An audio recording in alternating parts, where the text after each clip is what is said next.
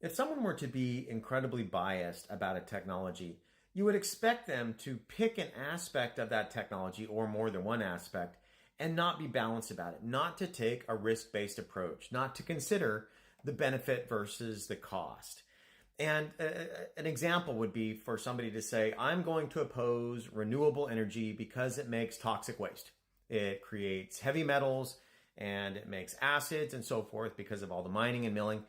And that's all fine and good to say that you don't like that kind of waste, but if you don't look at a balanced approach and realize that basically all the technology that we use creates waste, toxic waste, heavy metal waste. If you're using a phone or a computer right now, that manufacturing created a lot of waste. And the question is all right, are we dealing with the waste appropriately? And is the impact, the environmental impact and the human impact, is that worth the benefit that we get for making these things, for whatever it is that we're doing to control nature to make it do what we want? And a case in point that I'd like to emphasize for nuclear technology is kind of summed up in this comment right here. If you look at this, this person says, Fukushima is polluting the Pacific food source and America's West Coast forever. I'll do other videos on nuclear proliferation, but the media has made it seem as though the Fukushima water is just a horrible thing, that it's not an acceptable consequence of having electricity produced from nuclear energy. And this is an extreme case of unbalanced risk analysis. Now, let me tell you why.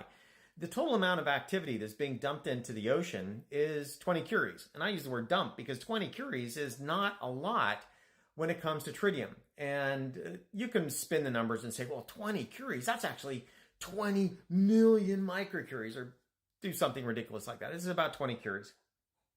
And the reason why that's some really overt hype and fear-mongering is because any nuclear power reactor, like China is complaining about it because it's going in their food source, any standard modern light water reactor will release into the environment hundreds of curies per year. That Fukushima water is about 20 curies. It's negligible. That's why the experts approved it. It's not consequential. It's negligible. And you might think, well, who still wants 20 curies in the water? That's already there. The radioactivity that's being released is tritium. Tritium is a naturally occurring radionuclide. It's created in the same process that carbon-14 is created, spallation in the upper atmosphere from galactic cosmic rays and the solar wind. You get tritium being produced at 2.5 million curies per year.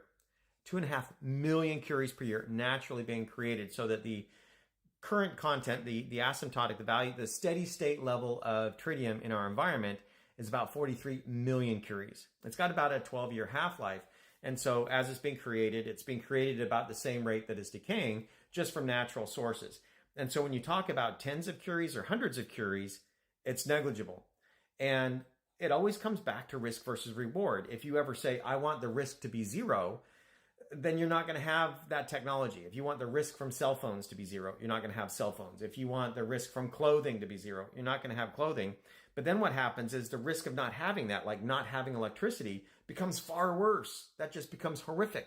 To take away cell phones, or well, maybe not so horrific with cell phones, but it would be really bad. I think we could all admit that. And so what's been going on with the Fukushima water has just been egregious hype, that people are getting afraid of something that is entirely trivial in terms of its consequence. So I hope that helps. I hope. Thanks for watching. Have a good day.